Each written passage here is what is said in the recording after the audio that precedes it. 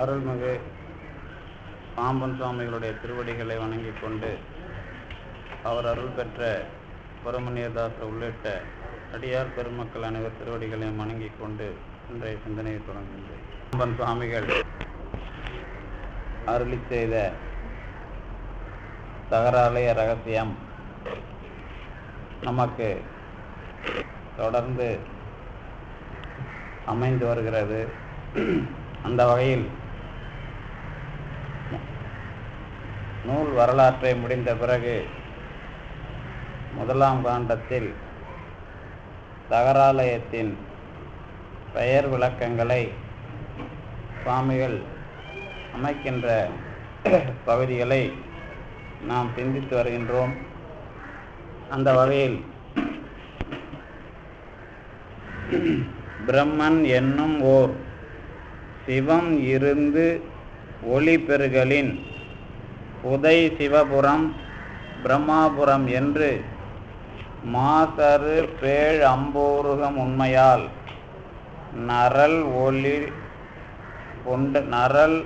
நரளல் அற்று ஒளிர் புண்டரீகபுரம் எனவும் சொன இண்டையை பரவும் அப்புறம் என்றும் ஓதுவர் பழியிலா அறிவாளரே என்று சுவாமிகள் தொடர்ந்து இந்த பாடலை ஒட்டி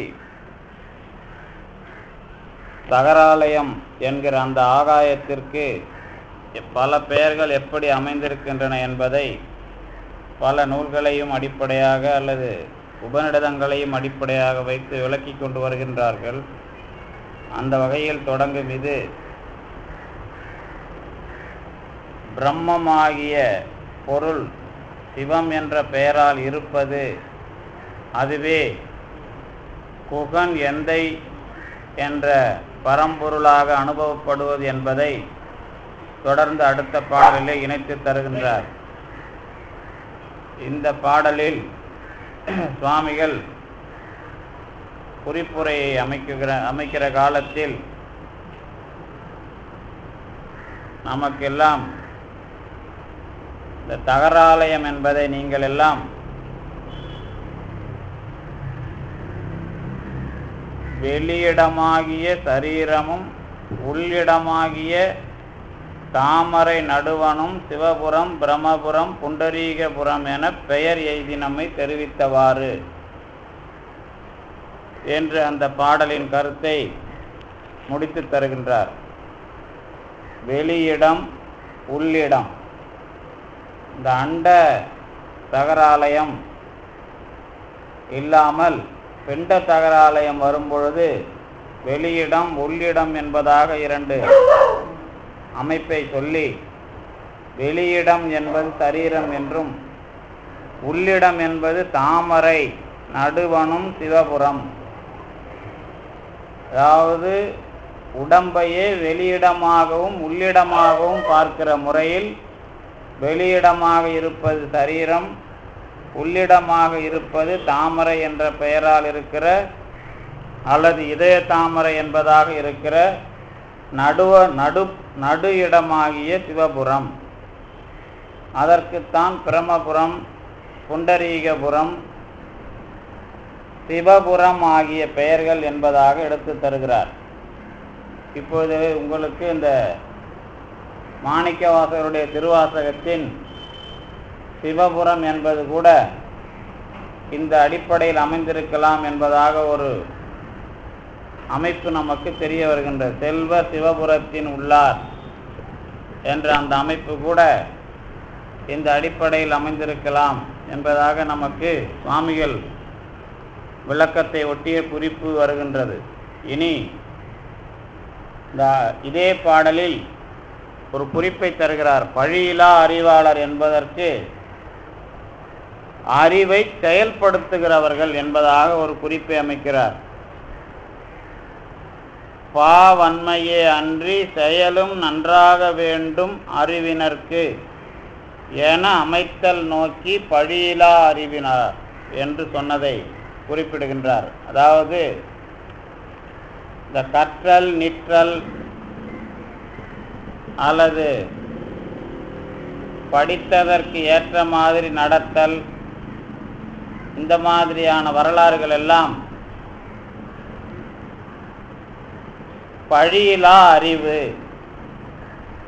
படித்தபடி நடப்பது அல்லது கற்றபின் நிற்க என்று சொல்லுகிற அந்த வள்ளுவர் குறிப்பு சாதாரணமான கல்வி என்பதாக மட்டும் இல்லாமல் எதை இறுதியாக தெரிந்து கொள்ளுகிறோமோ அதிலே நாம் நிற்றல் வேண்டும் என்ற ஒரு குறிப்பை தருகிறது. நமக்கெல்லாம் இப்பொழுது தகராலய ரகசியம் கற்கிற ஒரு அடிப்படை அமைந்திருக்கிறது. அந்த அனுபவம் அறிவு. அதுவே உங்களுக்கு தகராலய அனுபவத்தை தருமானால் பழி இல்லாத அறிவு. நிறைய பேருக்கு நிறைய விஷயங்கள் தெரிந்திருக்கும். அந்த தெரிந்திருக்கிற விஷயங்கள் எல்லாம் அல்லது எனக்கு இது வேண்டும் அல்லது இது வேண்டாம் என்பதாக தெரிந்து இருக்கும், அல்லது அது புரியும். ஆனால் அதை நடைமுறையில் செயல்படுத்த வரும் பொழுது முடியாது. இது வேண்டும் அல்லது இது வேண்டாம் என்று தெரியும். வேண்டும் என்பதை நடைமுறைப்படுத்துவது, வேண்டாம் என்பதை நடைமுறைப்படுத்துவது என்பதுதான் தெரிந்ததை நாம் அனுபவத்திற்கு கொண்டு வருவது. அது வந்துவிட்டால் அந்த அறிவுக்கு பெயர் பழியில்லாத அறிவு. மற்றபடி தவறு சரி இந்த மாதிரி விஷயங்களுக்கெல்லாம் போகவில்லை. எப்பொழுது அறிவு பழியில்லாத அறிவாக வரும் என்று சொன்னால், நான் வேண்டும் என்று முடிவு செய்த ஒன்றை அதை அப்படியே நான் பயிற்சிக்கு கொண்டு வர வேண்டும், அல்லது வேண்டாம் என்று முடிவு செய்கின்ற ஒன்றை அப்படியே பயிற்சிக்கு கொண்டு வர வேண்டும். வேண்டும் என்பதையோ வேண்டாம் என்பதையோ முடிவு செய்கிற ஒரு அறிவு முதல்ல. அதற்கு பிறகு அதை பயிற்சிக்கு கொண்டு வருகிற ஒரு அறிவு. முதலில் வேண்டும் என்றோ வேண்டாம் என்றோ முடிவு செய்வதே நம்முடைய அடிப்படையில் எது என்று கேட்டால் அது நம் கையில் இல்லை. நீங்கள் தானே அதை வேண்டி கேட்டீர்கள் என்று சொன்னால், ஆமாம் தெரியாத்தனமாக கேட்டுவிட்டேன் என்று சொல்ல முடியுமா என்று கேட்டால் அப்படித்தான் சொல்லிக் கொண்டு வருகிறோம். ஆனால் இதற்கு பெயர் அறிவு என்று பெயர் கிடையாது. எதுக்கு? நான் இப்படி முடிவு செய்து விட்டேன் என்று சொல்லுவது அறிவு என்றனுடைய வேலை கிடையாது.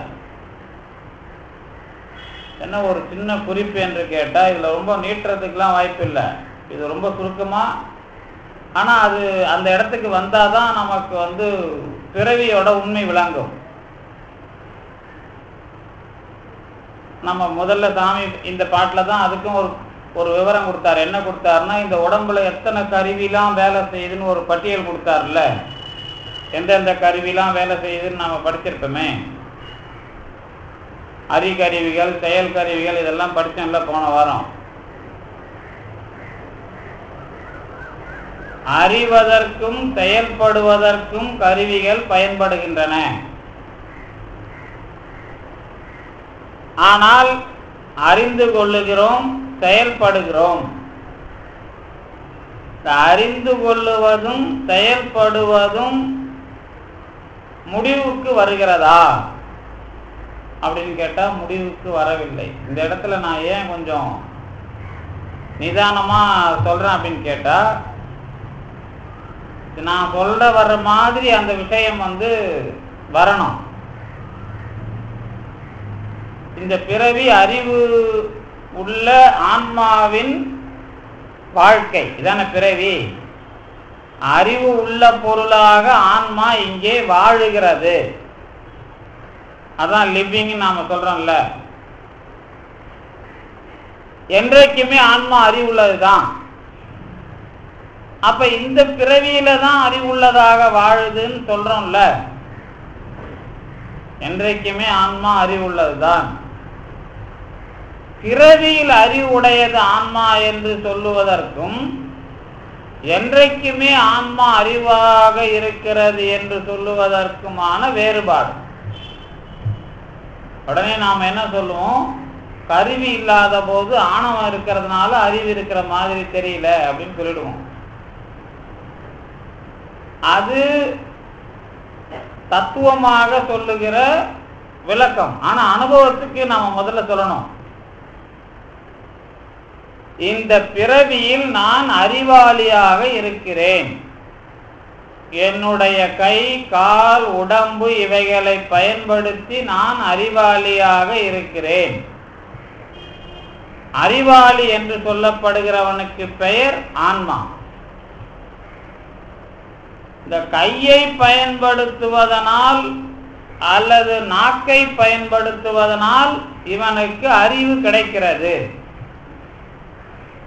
சரிதானே? இந்த அறிவு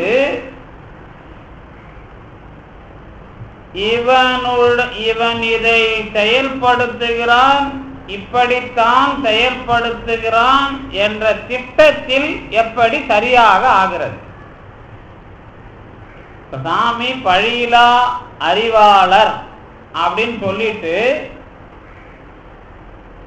அதுக்கு ஒரு விளக்கம் எழுதும் பொழுது பாவன்மை, அதாவது செய்யுள் செய்கின்ற ஒரு வலிமை மட்டுமில்லாமல் செயலும் நன்றாக வேண்டும் அறிவாளிகள், அறிவினர் அப்படின்னு ஒரு விளக்கம் எழுதினார். இப்ப அவங்க எழுதின விளக்கம் தகராலய ரகசியத்தில் இருக்கிற அனுபவத்தை பெற்றவர்களை நோக்கிய ஒரு அடையாளம். அந்த மாதிரி இடத்துக்கு வரும்பொழுது அறிவு என்று சொன்னால், பழி இல்லாத அறிவு என்று சொன்னால், இப்ப நாம எந்த மாதிரி அறிவில் இருக்கிறோம் அல்லது அந்த மாதிரி அறிவு தாண்டி பழி இல்லாத அறிவுனா என்ன, இந்த வேறுபாடு. இதுல நம்மோட நிலவரப்படி உண்மை என்ன அப்படின்னா, கை அதாவது நாக்கை பயன்படுத்தி சுவை அறிவு, இனிப்பை நான் அறிவாக பெறுகிறேன். இந்த அறிவை நான் படித்த மாதிரியே செயல்படுத்த வேண்டும் என்று எப்படி சொல்லுவது?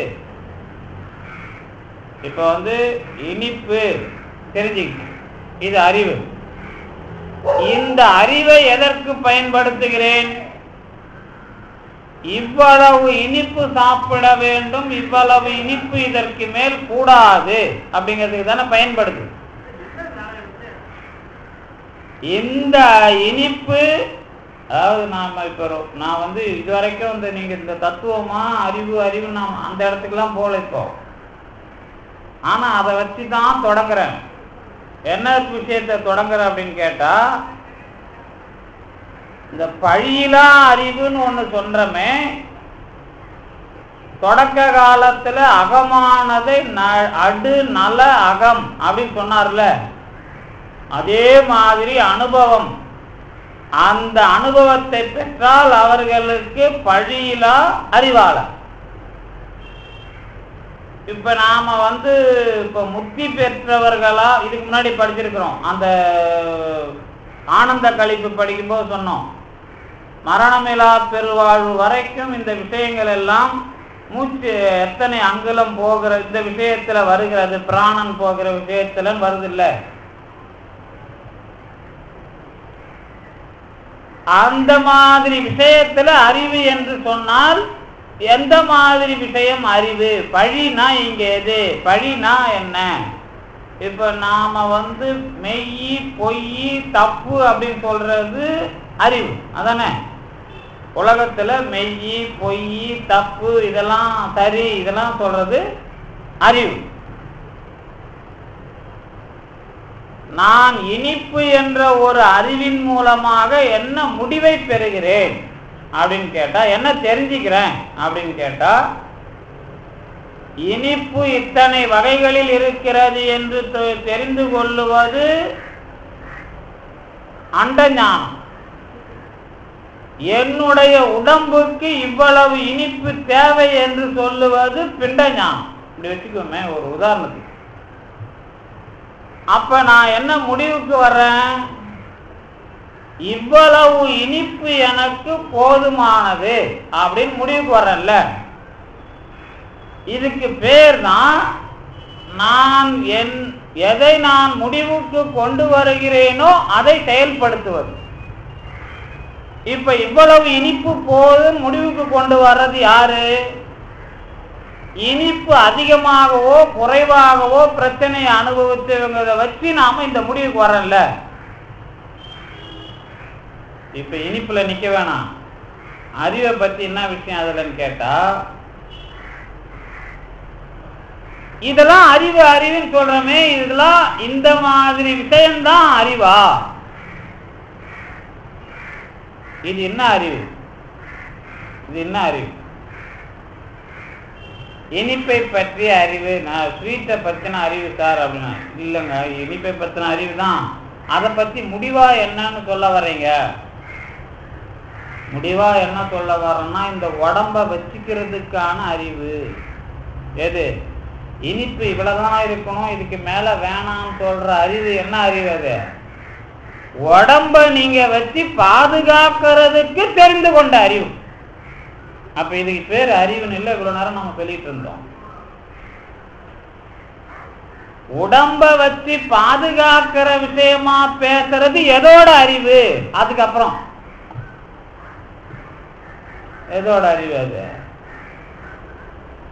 உங்களுக்கு சக்கரை நோய் வரணும்னா, சுகர் சக்கரை நோயோ அல்லது இனிப்பு மூலமா ஏதோ ஒரு நோய் வரணும், இனிப்பான நோய்னு வச்சுங்களேன், வரணும் அப்படின்னா அது எப்படி வரும் அப்படின்னு நம்ம தத்துவத்துல முடிவு எடுத்துருக்கோம். இப்ப நமக்கு ஒரு நோய் வந்திருக்குது, ஏதாவது ஒரு நோய் வந்திருக்குன்னு வச்சுக்கோமே,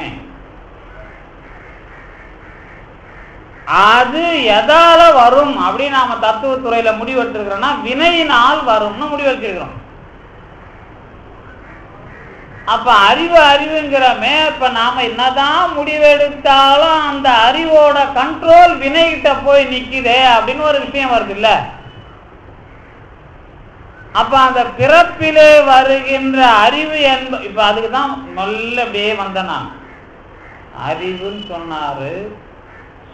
அதாவது சொன்னபடி நட, கற்றபின் நிற்க அதற்கு தகன்னு சொன்னாரு.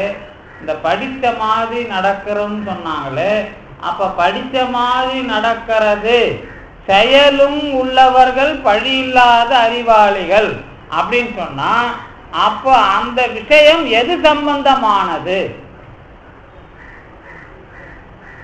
அப்ப அந்த விஷயம் எது சம்பந்தமானது? இப்ப நாம சொல்றோம்ல, நீங்க படிச்ச மாதிரி நட அப்படின்னு சொல்ற அந்த அறிவு எது சம்பந்தமானது என்ற ஆராய்ச்சியை பார்த்தால் அது உடம்பு என்கிற கருவிகரணங்கள் தொடங்கி வினைக்கு வந்து நின்று என்னுடைய அறிவு என்பதாகிய விஷயமாக இல்லாமல் எதுவாக நிற்கிறது? என்னுடைய செயல்களின் மூலமான அறிவு என்பதாக மட்டுமே நிற்கிறது. அறிவின்படி செயல்படுகிறேனா அப்படின்னு கேட்டா இல்ல, செயல்களின்படி எனக்கு அறிவு. இதுதான் பிறவி.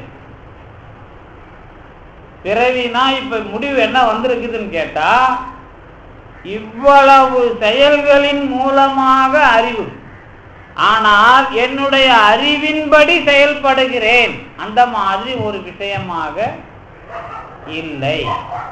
அப்ப அறிவின்படி செயல்படுவது என்பது எப்படி வரும்? அதுதான் பழி இல்லாத அறிவு. இந்த பழி இல்லாத அறிவுனா, இப்ப தப்பு சரி அல்லது பிழை அல்லது சரி, மெய் அல்லது பொய், இதெல்லாம் உலக விவரங்களை பார்த்து சொல்லுவது ஒன்று, என்னுடைய உடம்புக்கு ஏற்ப சொல்லுவது ஒன்று. இது பிழை இது சரி என்று அல்லது இது மெய் இது பொய் என்று நாம எப்ப சொல்றோம்? இந்த பிண்ட அண்ட செயல்களை வைத்து சொல்லுகிறோம். எந்த காலத்திலேயும் என்னுடைய அறிவை வைத்து நான் சொல்லுவதாக இந்த பிறவியில் ஒன்றும் இல்லை. அப்ப எது பழியில்லாத அறிவு என்று கேட்டால், எப்பொழுது எனக்கு அறிவின் மூலமான சம்பந்தம் வந்து நான் சொல்லுகிறேனோ அதுதான் பழியில்லாத அறிவு. இப்ப நம்மோட சம்பந்தம் எல்லாம் அறிவு இல்லாதவைகளினுடைய சம்பந்தம். மெய், வாய், கண், மூக்கு, செவி, வினை, ஆணவம், இது எல்லாமே எது? அறிவு இல்லாதவைகள். இவைகளின் சம்பந்தத்தில் வருகிற எந்த ஞானமும் பழி உடைய அறிவுதான். அப்ப பழி இல்லாத அறிவு என்பது எது என்று கேட்டால், எது அறிவு பொருளாக எனக்கு உள்ளே இருக்கிறதோ அந்த அறிவு பொருள் சம்பந்தமாக சொன்னால்தான் பழி இல்லாத அறிவு. முதல்ல சேரிடம் அறிந்து சேர் சொல்லுவோமா இல்லையா? சேரிடம் அறிந்து சேர் அப்படின்னா என்ன அப்படின்னு கேட்டீங்கன்னா, சேர்ந்திருக்கிறோம், நாம சேருவோங்கிறதுல பிரச்சனை இல்லை. நாம் சேர வேண்டிய இடம் எது? இப்ப என்ன பண்ணுவாங்க, சைவ கோயில் கூட வழிபாட்டு முறையெல்லாம் இப்படிதான். நேரா போய் மூலவர் அந்த லிங்கத்தை வழிபட்டுட்டு அம்மன் கோயிலுக்கு போறதா, அம்மன் கோயிலுக்கு போயிட்டு லிங்கத்தை வழிபடுறதா அப்படின்ற விஷயம் வரும்பொழுது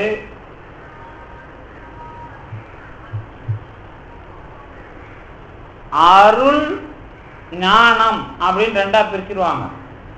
அம்மையை அருள் என்று சொல்லி இறைவனை ஞானம் என்று சொல்லி பிரிக்கிற காலத்தில் நீங்க அருளை முன்னிட்டு கொண்டு ஞானத்தில் சென்று சேர்ந்தால்தான் சேர வேண்டிய இடம் அப்படின்னு முதல்ல அதுக்கு ஒரு வழிபாட்டு முறை சொல்லுவாங்க. அதுக்கு இந்த வழிபாட்டு முறைக்கு பிறகுதான் உங்களுக்கு என்ன வரும் அப்படின்னு கேட்டா, இந்த ரெண்டு பேரும் பிரிஞ்சு இல்லை, ரெண்டு பேரும் சேர்ந்து இருக்கிற ஒரு விஷயம். அதுதான் சாமி அந்த வார்த்தைய போன பாட்டுல போட்டார். பறை நம்ம படிச்சிருப்போம். இந்த புண்டரீக மலர்க்குலே அருள்புரி பறை பொருளாயிரா அப்படின்னு படிச்சது. அதுதான் அந்த பொருளையே ஞான பொருளாக சொல்லுகிற காலத்தில் கருணை உடைய ஞான பொருள் அப்படின்னு எழுதினார். என்ன அடிப்படைன்னு கேட்டா, நான் அறிவாளி, அறிவாளி சேர்ந்திருக்கிற சேர்க்கை எல்லாம் அறிவு இல்லாதவைகளினுடைய சேர்க்கை. அறிவாளியோடு சேர்ந்தால்தான் சரியான சேர்க்கை.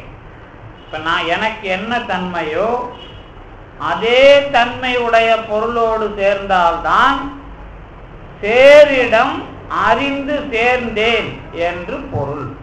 இல்லை என்றால் எனக்கு சேர வேண்டிய இடம் அல்லது நான் சேர வேண்டிய இடம் என்பது தெரியாமல் இருக்கு. அதை தான் என்ன சொல்லுவாங்க திருமூலர், குருடும் குருடும் குருட்டாட்டம் ஆடுதல். குழி விழுகின்றது. குழி விழுறதுனா ரெண்டு பேரும் சேர்ந்து, இந்த குருடு, இப்ப நாம குருடு கிடையாது, அந்த குருடும் கூட சேர்ந்ததுனால நாம குருடு. இதுல பாருங்க, நம்ம பேரே கெட்டு போகுது. நம்ம பேர் எப்படி கெட்டு போகுதுன்னா, நாம அறிவாளியோட சேர்ந்தா நமக்கு நல்ல பேர் கிடைக்கும். அதே சமயத்துல நாம மற்ற அறிவில்லாத பொருள்களோடு சேர்ந்தா நமக்கு குருடுன்னு தான் பேர். கண்ணுடையவன் தான் நாம. ஆனால் நாம் சேர்ந்திருக்கிற கண்ணில்லாத பொருள்களை சேர்ந்திருக்கிறதுனால நமக்கு குருடுன்னு பேர். இந்த ரெண்டும் சேர்ந்து ஆடுறதுனாலதான் மரணக்குழியில் சென்று சேர்ந்து விடுகிறோம் அப்படிங்கிறது திருமூலர் வாக்கு. இப்ப அந்த அடிப்படையில தான் சாமிகள் என்ன பண்ணாருன்னா, இப்ப இந்த இடத்துலயே அந்த விளக்கத்தை சொல்றது இல்லை அவர் வேலை. ஆனா ஒரு விஷயத்தை சொல்றாரு. இங்க யார் எந்த மாதிரி அறிவாளிகளை பத்தி பேசுறேன் அப்படின்னு கேட்டா, அவங்களுக்கு பேரு பழி இல்லாத அறிவாளிகள் சொல்லிட்டு, அந்த அறிவாளி யாருன்னு கேட்டா அறிவுத்தன்மையை செயலாக கொண்டவர்கள். நாம இப்ப செயலாக கொண்டு அறிவை பெறுகிறோம். அறிவுத்தன்மையையே செயலாக கொண்டவர்கள் தான் பழி இல்லாத அறிவாளிகள். அதுதான் அந்த குறிப்பு, சாமிகள் எழுதின குறிப்பினுடைய அந்த நுட்பமா இருக்கிறதுனாலதான் சாமி அந்த மாதிரி ஒரு விளக்கத்தை அதற்கு அமைத்தார்கள். இதற்கு அடுத்த பாட்டு, நமக்கு அடுத்த பாட்டுல என்ன அப்படின்னா, இங்கேயும் சாமி இந்த இரட்டுற மொழிதல பல இடங்கள்ல அதை கையாண்டு விளக்கமும் அமைக்கிறாங்க. பல வகையில அதை அமைக்கிறாங்க. தேவைப்பட்ட இடங்கள்ல அதுக்கு விளக்க உரையில அதை எடுத்து காட்டிடுறாங்க. இந்த ஒரே வார்த்தையில ரெண்டு பொருள் வரவன், நீங்க சொல்றீங்களா டபுள் மீனிங்ல பேசுறான், அதான் இரட்டுற மொழிதல். அதை பாட்டுல அமைக்கும் பொழுது அந்த பாட்டுல அது உரையிலையும் குறிப்பிட்டுறார். அவர் குறிப்பிடாத ஒரு இரட்டுற மொழிதல் இதுல ஒரு குறிப்பு என்ன அப்படின்னு கேட்டா, அதை நம்ம பாட்டை பார்க்கும்போது தெரியும். பாருங்களேன். அம்போருகம் உள் நிலாவிடு அகண்ட அம்பர ஞானமா தவ்வல் இன்று அதி நுண்மை மாண்பொடுதான் இருத்தலினால் அதை செவ்விதாய சிதம்பரம் பர தேசுரும் தகராலயம் எவ்வ 100 பொன் அம்பலம் புகன் எந்தை ஆடரங்கு என்னலாம். புகனாகிய எந்தை ஆடுகின்ற அரங்கம் எது என்று கேட்டால் சிதம்பரம். அதை கூட பிரிக்கிறாங்க உரையில, சிதம் பரம் பரதேசம் பரதேசு, 3 பேரா பிரிக்கிறாங்க. சிதம் பரம் பரதேசு, 3 பேர். எதுக்கு? தகராலயம் என்ற இடத்திற்கு பெயர் சிதம் பரம் பரதேசு. பிரிச்சுட்டு இந்த பேர்லாம் எதுக்குன்னு கேட்டா, எவ்வ 100 பொன்னம்பலம், அந்த துக்க எவ்வம் என்பது துக்கம், துக்கத்தை பொடி பொடியாக ஆக்குகிற பொன்னம்பலம். அதே சமயத்தில் எவ்வம் என்பது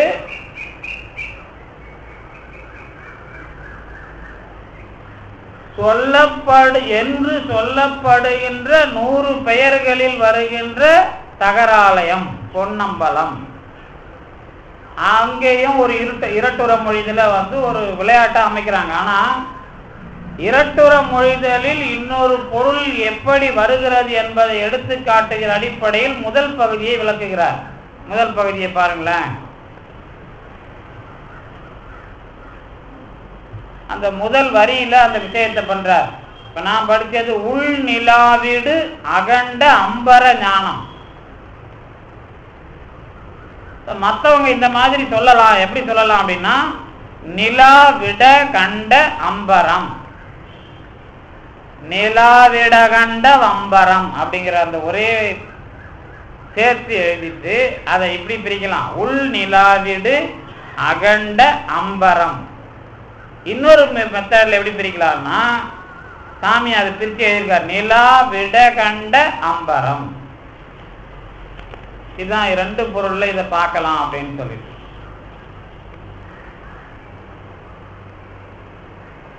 அந்த நிலா விட கண்ட அம்பரம் அப்படிங்கிற விஷயத்தை என்ன பண்றாங்க அப்படின்னா, உபநிடத வாக்கியங்களை எடுத்துக்கிட்டு பிரம்மசூத்திரத்தை எடுத்துக்கிட்டு அந்த அடிப்படையிலேயும் சிந்தித்தால் அந்த ஆகாயம் பிரம்மத்தினுடைய இடம்.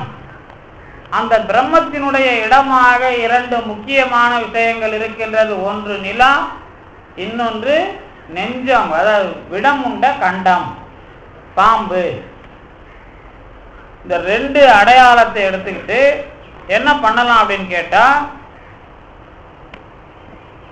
ஆன்மாக்களுக்கு சுக துக்கங்களை நல்கும் கருத்திருத்துவம் சமத்துவம் உணர்த்துதல் பொருட்டு அமிர்த கலை நிலவையும் நஞ்சாகிற விடத்தையும் உடன் கூறினார்.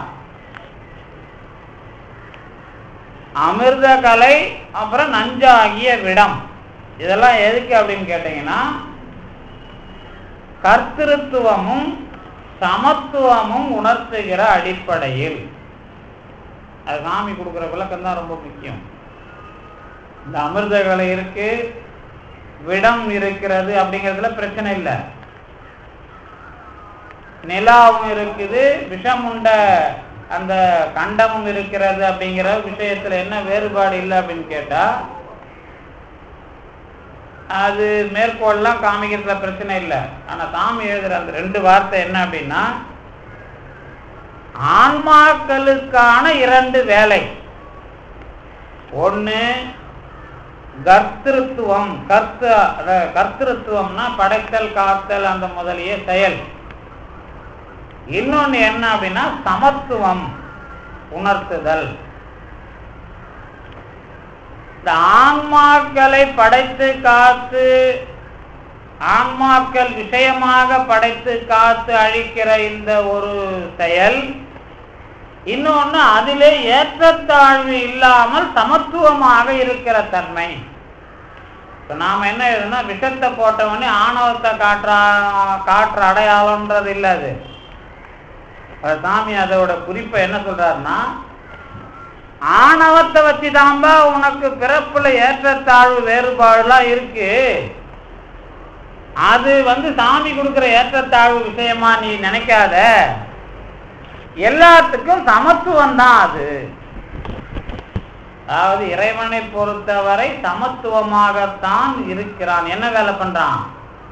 படைத்தல், காத்தல், அழித்தல் முதலிய வேலைகளை சமத்துவமாக செய்கிறான். இதுல ஆன்மாக்களினுடைய அடையாளமாக இருக்கிற நிலா, ஆன்மாக்களினுடைய ஏற்றத்தாழ்விற்கு காரணமாக இருக்கிற ஆணவம். ஆணவம்னா விஷம் உண்ட அந்த விஷத்தை காட்டுகிற அடையாளம். அப்ப என்ன பொருள் அப்படின்னு கேட்டா, பூரணமாக உள்ள பெரிய பரம்பொருள் எல்லாருக்குமாக அருளை சமமாகத்தான் வழங்குகிறது. ஆனால் அதனுடைய வேலை கர்த்திருத்துவமாகவும் இருக்கிறது, சமத்துவமாகவும் இருக்கிறது. இந்த கர்த்திருத்துவ வேறுபாட்டை நீ இறைவனை வைத்து எண்ணாதே. இதுதான் அடிப்படை. அந்த 2 வார்த்தையை அது அப்படியே போற போக்கில் எழுதுற வார்த்தை இல்லை. இந்த சில வார்த்தைகள்லாம் இன்னும் இந்த இடத்துல சாமி விரிக்கிறதுக்காக எழுதுறது இல்லை. அது ஆழமாக உணர்கிறவர்களுக்கு தெளிவாக வேண்டும் என்பதற்காக இந்த மாதிரி. இப்போ எப்படி பழியில அறிவாளருக்கு 2 வார்த்தை எழுதினாரோ, அதை இந்த இடத்துல விளக்குறது இல்லை அவங்க வேலை. ஆனா அந்த பெரிய விஷயம் அதுக்குள்ள உண்டு. அதே மாதிரி இங்க அந்த உன்னிலாவிட கண்ட அம்பரம், அம்பரம் என்கிற ஆகாயம், அகண்ட ஆகாயம். அதுவும் என்ன சாமி போறது, பிரகாசிக்கிற ஆகாயம். உடனே நம்ம ஆளுங்களுக்கு ஆணத்தை அண்ணாந்து பார்த்து ஆகாயத்தை பாத்திர போறான்ட்டு, அது இல்லப்பா, பிரகாசிக்கிற அகண்ட ஆகாசம். இந்த அகண்ட ஆகாசம்னா என்ன அப்படின்னு கேட்டீங்கன்னா, பிரித்து பார்க்க முடியாத ஆகாயம். கண்டம்னா பிளவுபடுவது, அகண்டம்னா பிளவுபடாதது. பிளவுபடாத ஆகாயமாக, பிரகாசிக்கிற ஆகாயமாக இருக்கிறதுக்கு பேர் தான் அம்பரம்.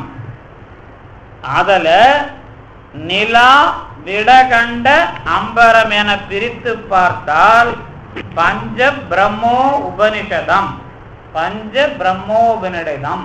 இந்த உபனிடதத்தின்படி அந்த மேற்கோளை விளக்குறார். எதுக்கு இப்படி ஒரு பொருளை சொல்லுவாங்க?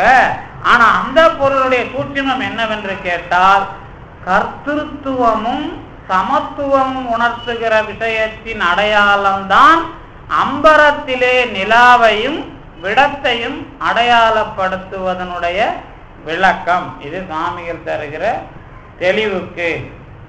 அதுக்கு பிறகு அம்போருகம், முன்னவே நம்ம சென்ற பாட்டிலே அதை பயன்படுத்தினது தெரியும். அம்போருகம் என்பது தாமரை, இதய தாமரை அல்லது தகராலயத்தினுடைய இன்னொரு பெயர். அப்புறம் அதை சாமிகள் இன்னொரு தன்னுடைய குறிப்பை தர்றாங்க. தவ்வல் என்று அதிநுண்மை மாண்பொழுதான் இருத்தலினால். அது எப்படி இருக்கிறது என்று கேட்டால் தவல்னா குறைவு. அதே என்ன சாமி எழுதுறார், தவல் அப்படிதான் அந்த வார்த்தை, தவல்னா தான் குறை. ஆனா அதை நான் எப்படி போட்டிருக்கேன் அப்படின்னு கேட்டீங்கன்னா, தவல் என்று எழுதியிருக்கிறேன். தவல் குறைபாடு. அது தவல் என்பது விரித்தல் விகாரம். இதுல என்ன ஒரு விஷயம் கேட்டீங்கன்னா, இப்ப தமிழ்ல சாஸ்திரம் படிக்கிறவங்களுக்கு தெரியும், பிரிவு அது என்ன பண்ணுவோம்னா எரல வழல வருது இல்ல, இடையினம், இடையின ரகரம் போட்டு பிரிவு எழுதணும். ஆனா தத்துவத்துல சாஸ்திரங்கள்ல வரும்பொழுது வல்லின ரகரம் போட்டிருப்பாங்க, பிரிவு அப்படின்னு வல்லின நகரம் போட்டிருப்பாங்க. அதெல்லாம் தப்பு கிடையாது. அந்த இடத்துல அதை அழுத்தமா சொல்லி இன்னொரு பொருளை விளங்க வைக்கிற இடம். அதே மாதிரி சாமி என்ன பண்றாங்க அப்படின்னா, தவல் என்பது குறைபாடு, குறைவு, அந்த வார்த்தையை சொல்லுகிறது. தவல் என்பது அது விரித்தல் விகாரம் ஒரு குறிப்பை தர்றாங்க. அது என்ன அடிப்படைன்னு கேட்டா, நம்ம எப்படி படியில அறிவாளர் சொன்னோமோ அந்த மாதிரி குறைபாடுல இப்ப நிறைய பேருக்கு என்ன பிரச்சனை அப்படின்னு கேட்டா, இழிவு சிறப்பு அப்படின்னு ரெண்டு நடத்தும். நாங்க இழிவு சிறப்பு உண்மை அப்படின்னு ஒரு இலக்கணம் நடத்தும். உண்மைனா அவனும் அவளும் உண்மை போடுவோம்ல, அதை என்ன பண்ணும் அப்படின்னு கேட்டீங்கன்னா, உங்களுக்கு தெரியும், கபில பரணர்னு எழுதி காட்டுவாங்க. கபிலரும் பரணரும், அது உண்மை தொகைன்னு எழுதுவோம், உண்மை இருக்காது. அந்த மாதிரி எழுதிட்டு இந்த சிறப்பை காட்டுவதற்கும் உண்மை பயன்படும், பயன்படும். இப்ப நானும் அவனும் வந்தோம் அப்படின்னு சொன்னா, இதுல யார் சிறப்பானவர்கள், சமமான வந்தார்கள் என்பதுல சமமா இருக்கும். அவரும் வந்தார், அவருமா வந்தார், அவரும் வந்தார், அங்க சிறப்பு உண்மை. அவர் வரமாட்டார, அவரும் வந்தார் அப்படின்னா சிறப்பு உண்மை.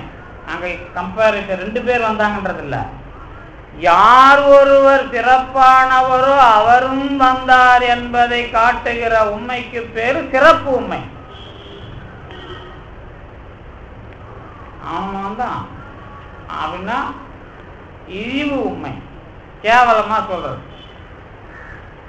இப்ப என்ன அர்த்தம் அப்படின்னு கேட்டீங்கன்னா, இந்த இழிவு வரும்போது என்ன அர்த்தம்னா, இழிவு சிறப்புன்னு ஒண்ணு சொல்லுவாங்க. இழிவிலேயே ரொம்ப சிறப்பு. இந்த இழிவிலேயே ரொம்ப சிறப்புனா என்ன அப்படின்னு கேட்டா, நீங்க கீழே இருக்கிறதுல கீழே சொல்லணும், அதை அப்படி புரிஞ்சுக்கணும். அதை இழிவுல மேலானது கிடையாது. இழிவுல மேலானதுன்னா என்ன, கேவல விட கேவலங்கிறாங்களே, கேவலத்தை விட கேவலங்கிறது தான் இழிவில் சிறப்பு. அந்த மாதிரி சொன்னா இழிவு சிறப்பு உண்மை, அப்படி ஒரு விளக்கம் இருக்குது அதுல. இது நம்ம சிவஞான முனிவர் தான் அந்த விளையாட்டுலாம் விளையாடுவார், திருநெல்வேலிக்காரர். அப்ப இழிவு வேற சிறப்பு வேற. இழிவில் சிறப்பு என்பது இப்ப புறவரும் அருளும் குன்றம் அப்படிங்கறத எடுத்து காட்டுவார் அந்த இலக்கண நன்னூலுக்கு திருத்தலத்துல. என்ன அடிப்படைன்னு கேட்டா, அந்த சாமி எழுதுறாருல, தவல் இன்றி நீங்க அழுத்தமான குறைன்னு ஒண்ணு இருந்தா அதுவும் கிடையாதுங்கிறதுக்கு தான் அதை போறது. விரித்தல் விகாரம்னா குறையில எவ்வளோ, அதாவது குறை இருக்கோ அவ்வளவு விஷயங்களையும் இழுத்து போட்டு அது இல்லாதது.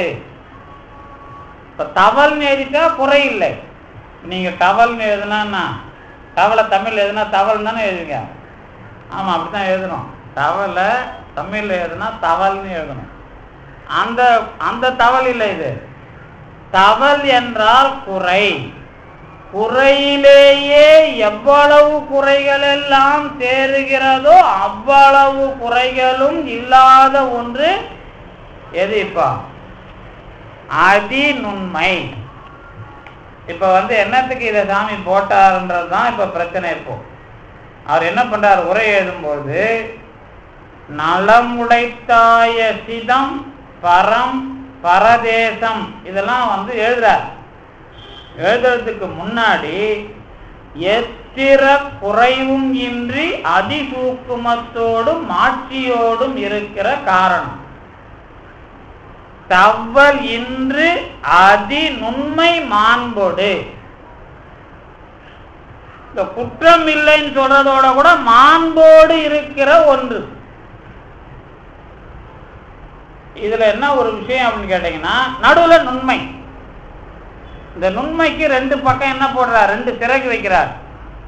ஒரு சிறகு என்னன்னா குற்றம் இல்லாதது, இன்னொரு சிறகு என்ன அப்படின்னு கேட்டா மாண்பு.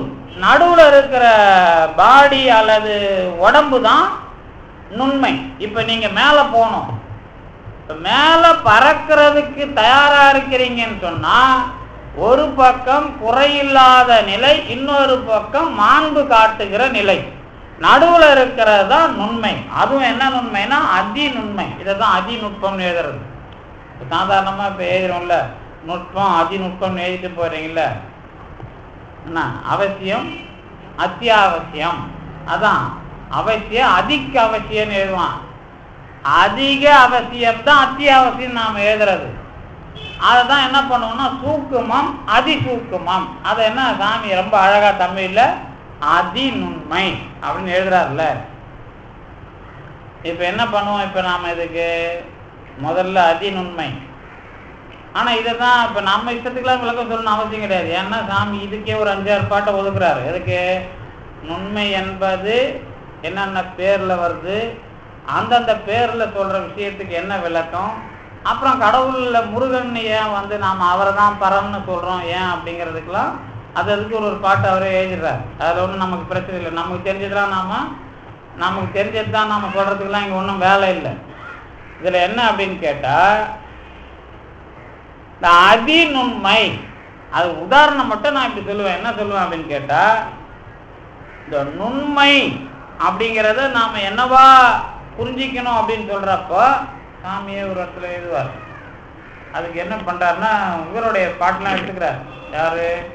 நம்ம திருஞான சம்பந்தர் பாடல், இவங்களுடைய விஷயங்கள்லாம் எடுத்துக்கிறார். அதுல ஒன்றும் நமக்கு குறையில்லை. அதை நம்ம தொடர்ந்து பார்ப்போம். இதுல என்ன ஒரே ஒரு விஷயம் அப்படின்னு கேட்டா, சிறுமை. இந்த அதே மாதிரிதான் சிற்றம்பலத்துல அந்த சித்தி என்பது ஞானம். அது அந்த நுண்மை என்ற ஞானமாக வருவது. இந்த மாதிரி விளக்கம் எழுதுறதுக்கெல்லாம் அடித்தளம் இங்கதான் சாமி வைக்கிறார். இப்ப நீங்க என்ன பண்ணிடுவீங்க அப்படின்னு கேட்டீங்கன்னா, அணுவினுக்கு அணுவாக பெரிதினுக்கு பெரிதாக இருப்பது நுண்மை அப்படின்னு சொன்னா இவ்வளவுதான். அணுவினுக்கு அணுவாக இருப்பது, பெரிதினுக்கு பெரிதாக இருப்பது, இவ்வளவுதான் நுண்மைனா. இதுக்கு மேல இதை எப்படி புரிஞ்சுக்கிறது? அணுவினிலும் அணுவாய் பெரிதிலும் பெரிதாய் உள்ள பரமான்மா. ஏற்கனவே சாமி சொன்ன வார்த்தை. இந்த வார்த்தையோட நாம அந்த இது அங்கங்க ஸ்லோகன் எழுதுறேன்ல, அந்த மாதிரி இதை எழுதி வைக்கிறது நல்லது. அதையும் அந்த பதிப்பிலே அழகாக எடுத்து தனியா காட்டுறார். என்று சுருதிகள் கூறும் நெறியான. இதை முன்னாடி அவர் நிரூபிச்சிருக்கார், நம்ம படிச்சிருக்கிறோம்.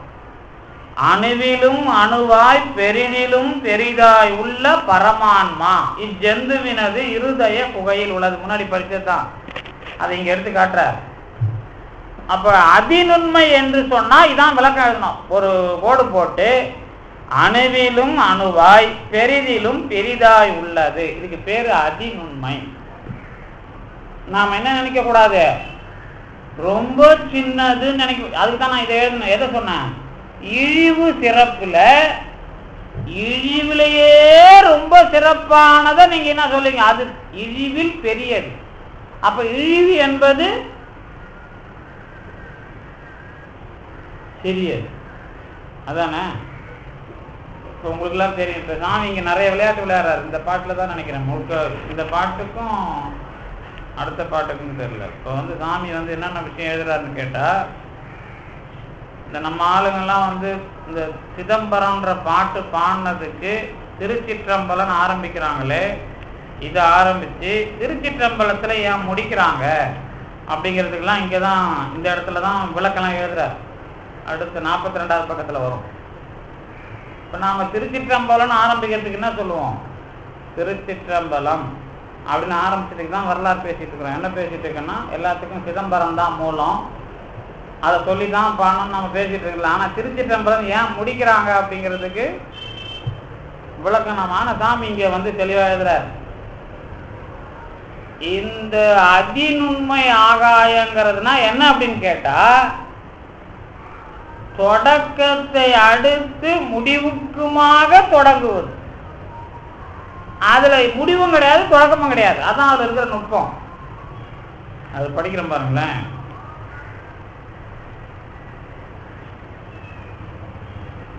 திருச்சிற்றம்பலம் பிண்ட தகராலயம் சிற்றம்பலம் எனப்படும் வழி அண்ட தகராலயம் பேரம்பலம் எனப்படும் என்பதும், இரண்டும் தகராலயம் எனப்படும் ஞான்று தகரம் என்பது சிறுமையெனும் அதிசூக்குமத்தை குறித்தலின் இரண்டும் திருச்சிற்றம்பலம் எனப்படும் என்பதும், இவ்விரண்டனுள் ஒன்றிலே தொடங்கி ஒன்றிலே முடித்துக் கொள்க இரண்டும் ஒன்றே, அது மேலும் கீழும் வியாபித்துள்ளது என்பதை அறிவுறுத்தும் பொருட்டு திருஞான சம்பந்த பெருந்தகை முதலினோர் அருளி செய்த தமிழ்மறை பதியங்களின் முதற்கண்ணும் கடைக்கண்ணும் அத்திருச்சிற்றம்பலம் என்பது தீட்டப்பட்டுள்ளது என்பதும் இன்று அறிய கிடக்கின்றன.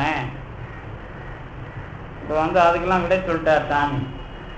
ஆனால் இந்த விடையோட குறிப்பு தான், இந்த விடையோட குறிப்பு என்ன அப்படின்னு கேட்டிங்கன்னா, ரொம்ப அழகாக சாமி எழுதிட்டார். இது சிற்றம்பலம் பேரம்பலம்னு வச்சுக்கோ. அதுக்கும் முன்னாடி வந்து என்ன பண்ணிட்டாருன்னா, அதுதான் அவர் அழகாக பிரிக்கிறார். அண்டம் பிண்டம்னு பிரித்து அது சிற்றம்பலம் பேரம்பலம். பேரம்பலங்கிறது அண்ட தகரம், சிற்றம்பலம் என்பது பிண்ட தகரம். ஏன்னா சிற்றம்பலம்னா நீங்க சின்னதுன்னு நினைச்சிடக்கூடாதாங்க. ஞானம் அங்க இருக்குது. ஞானம் இருக்குதுன்னா அது அண்டத்துக்குள்ள இருக்கிற ஆன்மாவை வச்சு. அண்டம்னு சொன்னாலே உடம்பு. உடம்புல எது இடம்?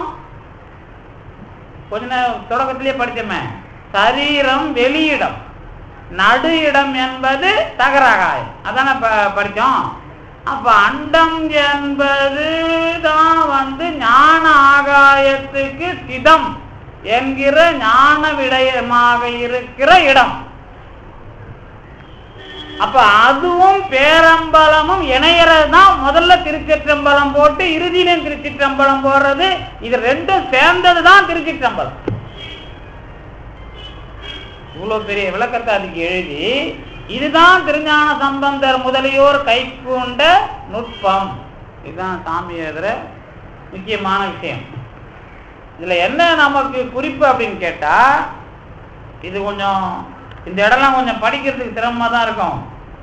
ஆனால் வந்து இதற்கு உள்ள சாமி வந்து எவ்வளவு விஷயமா அந்த அனுபவசாலிகளோடு நம்முடைய தகராலயம் என்பது வேறுபடாத விஷயம் என்பதுக்கும் கவனம் செலுத்துறாருங்கிறது தான் முக்கியம். இந்த அடிப்படை. அதனாலதான் இந்த பாட்டில் வந்து எழுதும்போது முருகன் அது புகன் எழுதினா கூட சிவம் அப்படிங்கிற விஷயமா தொடக்கத்தில் எழுதினார். பாருங்க என்ன எழுதினாரு.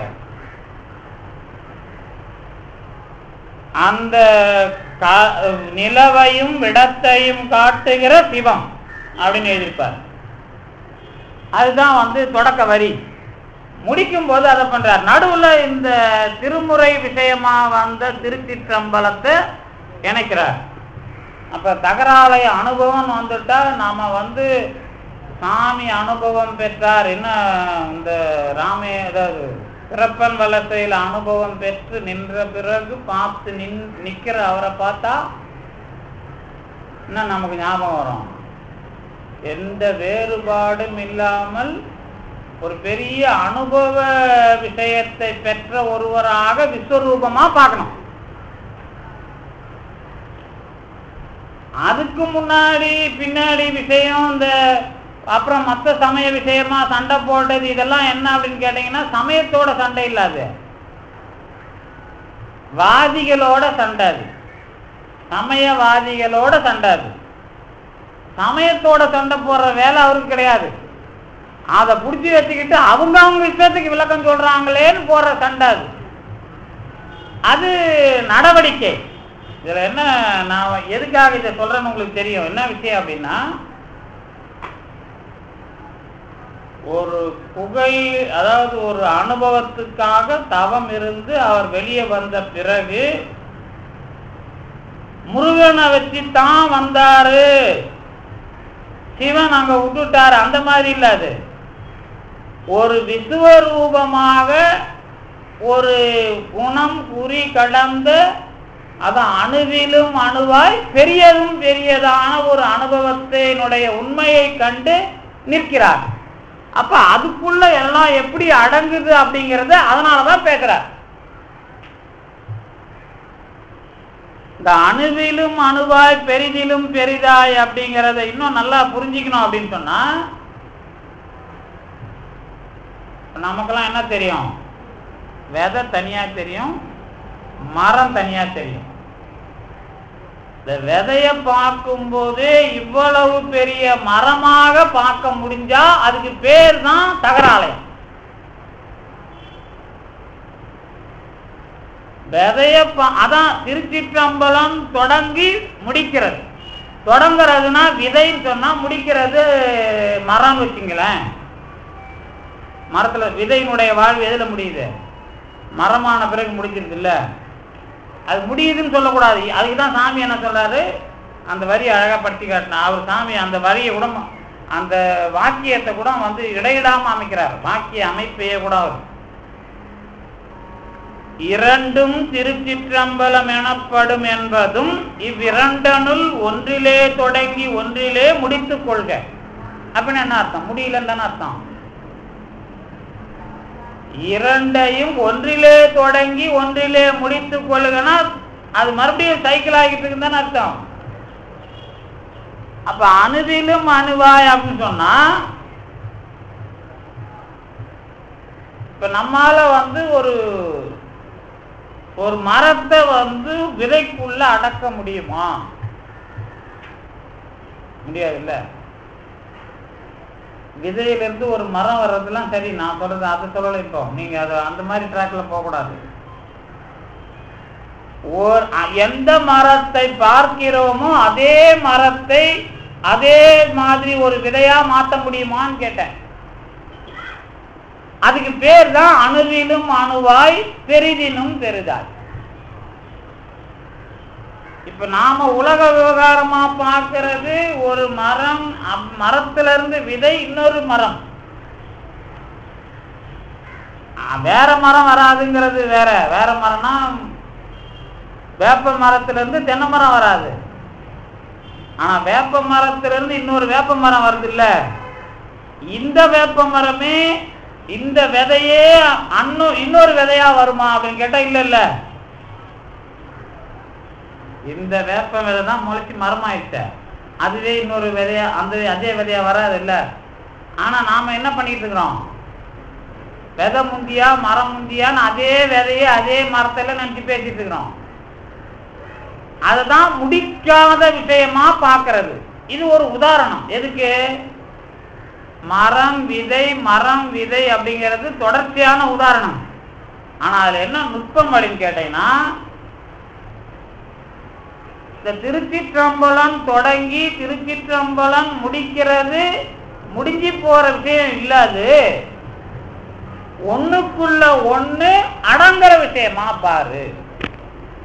இந்த ஒண்ணுக்குள்ள ஒண்ணு அடங்குற விஷயமா பார்க்கறதுனா என்ன அப்படின்னா, அதே மரம் விதையாக மாறுற விஷயமா பார்க்க முடிஞ்சா அதுக்கு பேர் தான் அணுவிலும் அணு பெரிதிலும் பெரிது.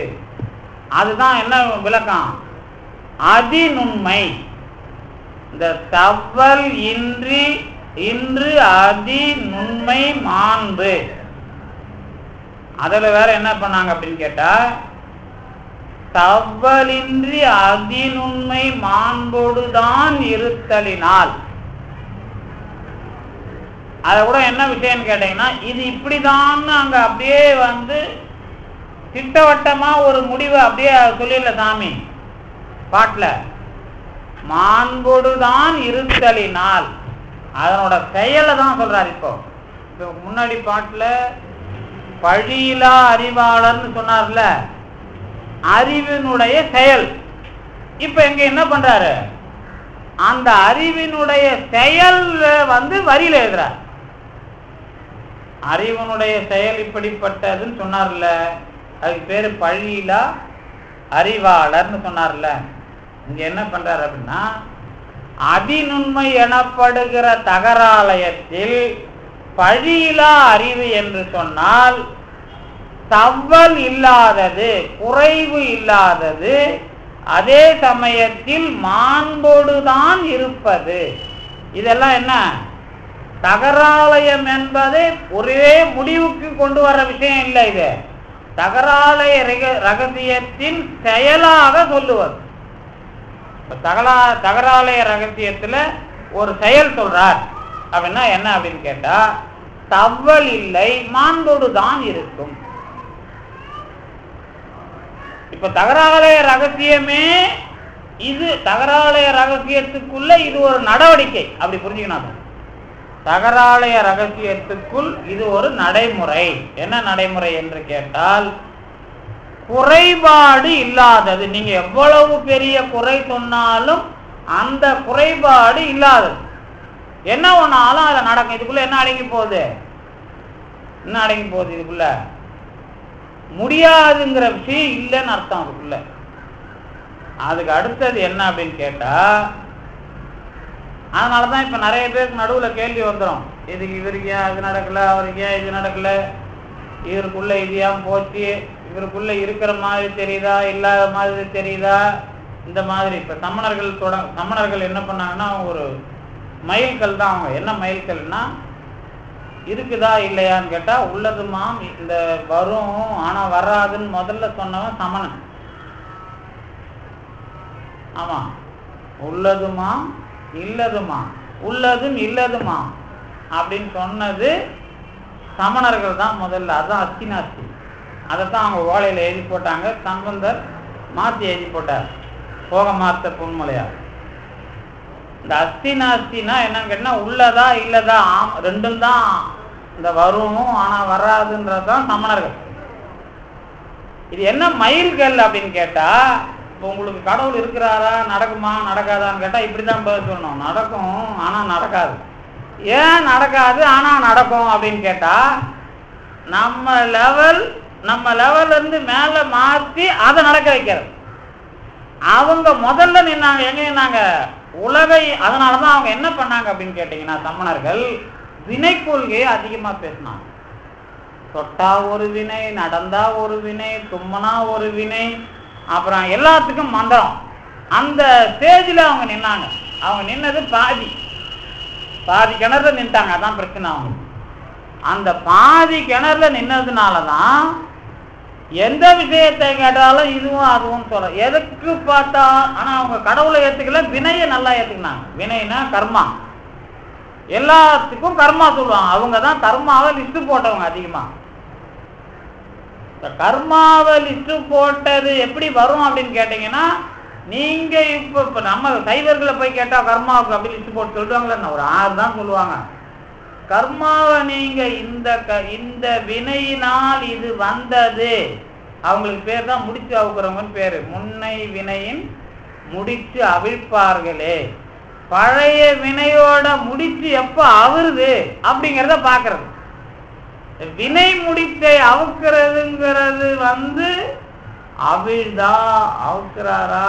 இப்ப நம்ம இந்த மாதிரி எந்த இடத்துல நிக்கிறோம் அப்படிங்கிற வரைக்கும் எதுன்னு கேட்டா நடக்கும் நடக்காது. கண்டிப்பா நடக்கும், இங்க குறை வராது அப்படிங்கிற இடத்துக்கு கொண்டு போறதுதான் இந்த தவல் இல்லாதது. அதுல இன்னொரு முடிவுல என்ன அப்படின்னு கேட்டீங்கன்னா, மாண்பு. இப்ப மாண்பு அப்படிங்கறதுல உங்களுக்கு தெரியும். மாண்புனா என்ன அப்படின்னு கேட்டீங்கன்னா, திருவாசகத்துக்கு அதுதான் முதல்ல பேரு, அதுதான் கிடைச்சது.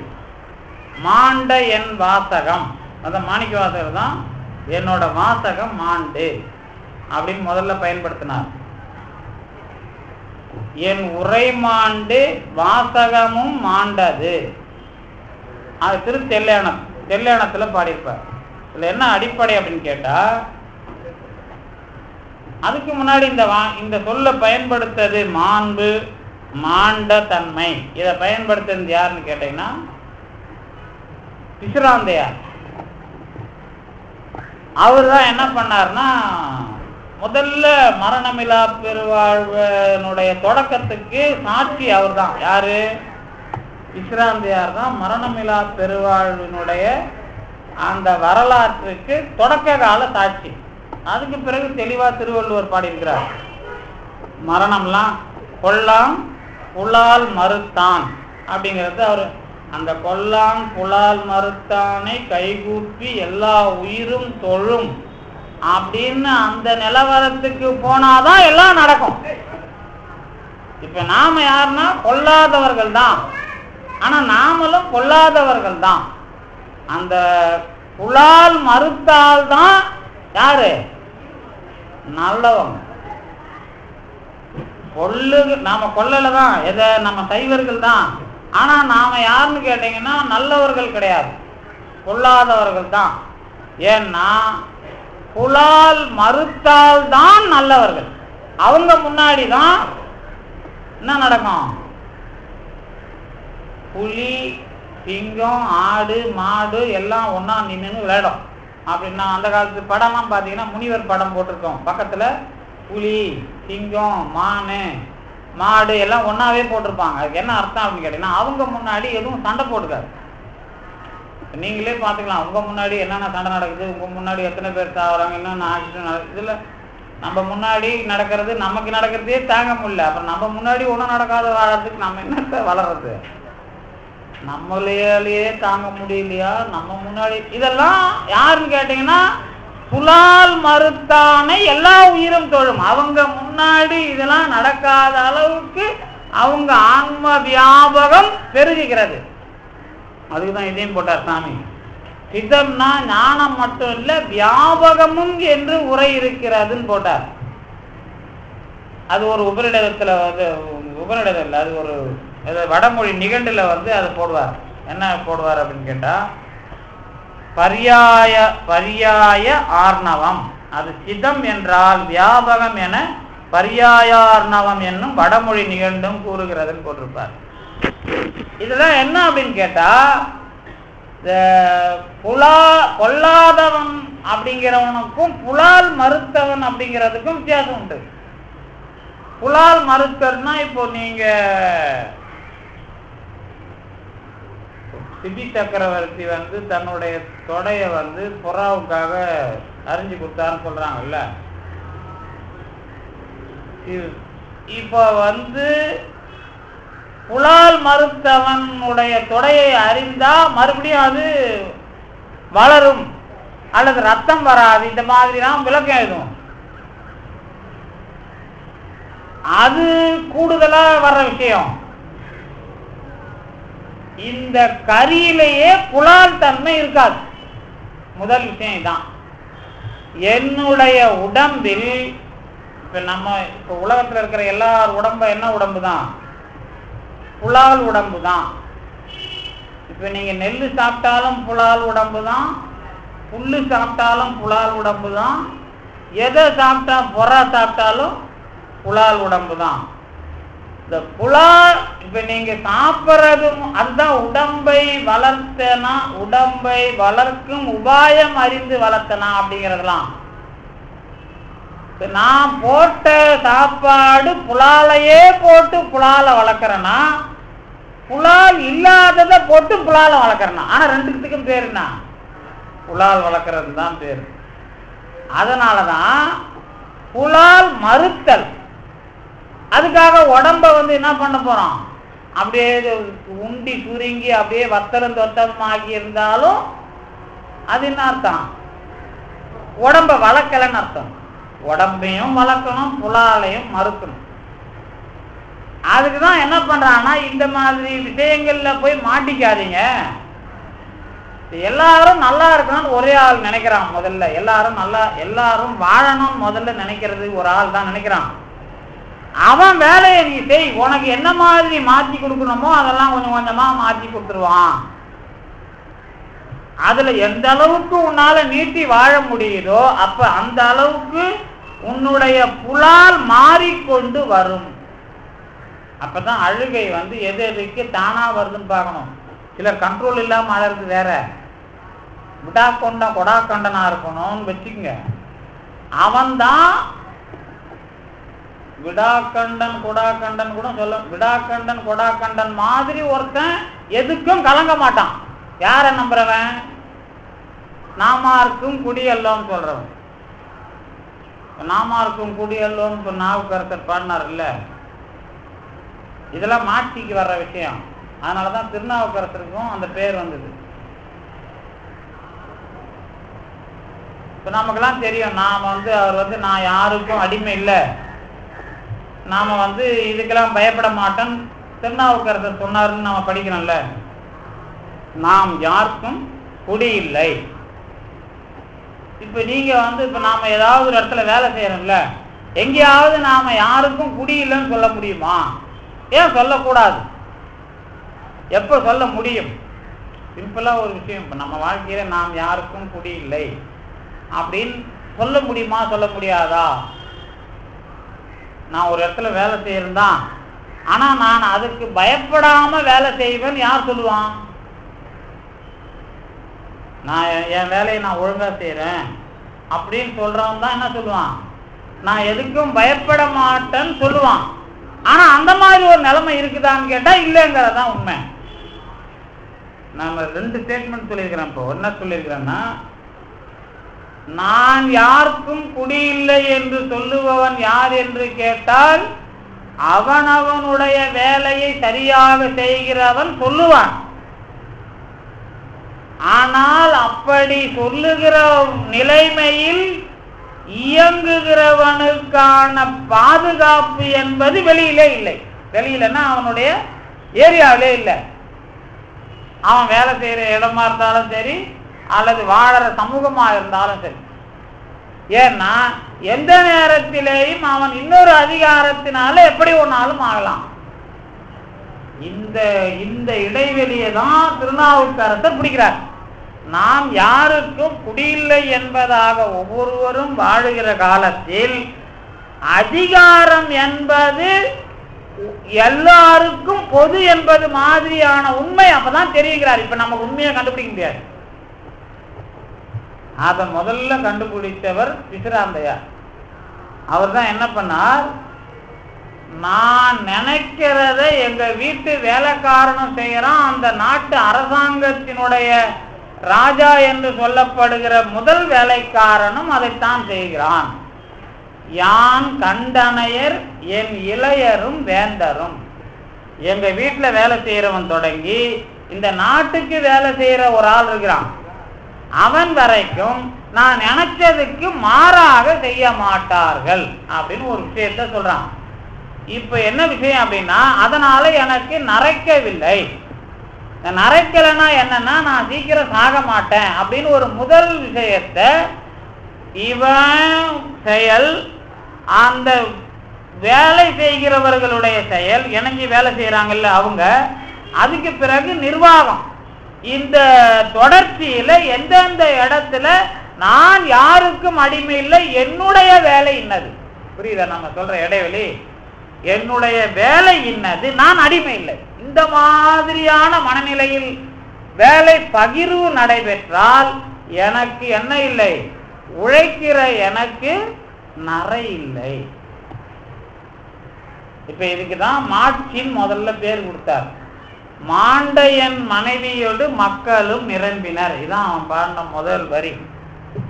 மாண்ட அப்படின்னு முதல்ல பயன்படுத்தினது. அதுக்கு பிறகுதான் நான் பாடிய வாசகம் மாளவி, அதாவது மாண்டது யாரு?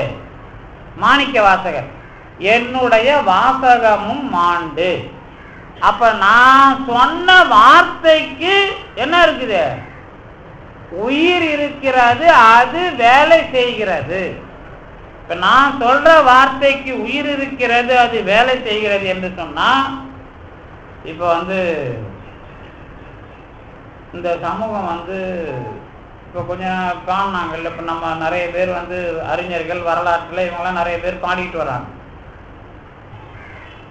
கடைசி வரைக்கும் இப்போ அவங்க பாட்டை பாடிக்கிட்டே நாம் இருக்கிறோன்னு வச்சுக்கோங்க. இப்போ இப்படி வச்சுக்கோமே, உச்சி மீது வானிலிருந்து வீழுகின்ற போதிலும் அச்சமில்லை அச்சமில்லை இல்லை, புரிஞ்சுதா? அப்புறம் எல்லாரும் போராடி தான் வாழணும், ஒவ்வொரு பூக்கள் இந்த மாதிரி நம்ம எல்லாரும் இதுதான் போராட்டம் தான் வாழ்க்கை, இப்படியே சொல்லிட்டு இருக்கீங்க. எல்லாம் கடைசி காலம் வரைக்கும் இப்படியே சொல்லிட்டு இருக்கலாமா? அச்சம் இல்லை அப்போ என்ன, கடைசி வரைக்கும் என்ன பிரச்சனை இருந்தும் தான் இருக்குதுன்னு அர்த்தம் தானே அது. அப்போ அது இன்வேல்யூ. இப்போ இப்படி வச்சுக்குமே, இப்போ இங்கே ஒரு டாக்டர் வந்திருக்காரு, அவர் இப்போ என்னை கூப்பிட்றாருன்னு வச்சுங்க, அவருடைய ஹாஸ்பிட்டலில் பிறகு அரசியல்வாதிலாம் விட்டு என்னை கூப்பிட்டாருன்னா நான் போகிறேன்னு வச்சுங்க, நான் என்னன்னு வாழ்த்துறது? ஹாஸ்பிட்டலில் திறக்கும் போது நான் என்னன்னு வாழ்த்துறது? சீக்கிரமாக இந்த ஹாஸ்பிட்டலில் அவர் இழுத்து மூடிட்டு வீட்டுக்கு போகணும், நோயாளிங்களாம் இந்த நாட்டில் இருக்கக்கூடாது அப்படின்னு தான் நான் வாழ்த்தணும். மருத்துவமனையை திறக்க போனால் இந்த மருத்துவமனை நன்றாக இருக்கட்டும், இவர் இன்னும் 4 மருத்துவமனை திறக்கட்டெல்லாம் வாழ்த்தக்கூடாது, இவர் சீக்கிரம் மூடிட்டு போகணும், நோயாளிகளே இருக்கக்கூடாதுன்னு தான் வாழ்த்தணும். அப்படி வாழ்த்தினாதான் அந்த நோக்கத்துக்குடைய உண்மையின் பேர். அந்த மாதிரி வர்றதுக்கு பேர் தான் மாண்பு. மாணிக்க வாசகருடைய வாசகம் என்பது இப்ப நோக்கத்தை நிறைவேற்றுவது. அப்ப அதே மாதிரி நோக்கத்தை நிறைவேற்றுகிற வாழ்க்கைனா கொல்லான் புலால் மறுத்தான். இந்த புலால் என்பது இந்த உடம்பு வாழ்க்கை. ஆனா இந்த உடம்பு தந்ததனுடைய நோக்கம் எதுக்கு?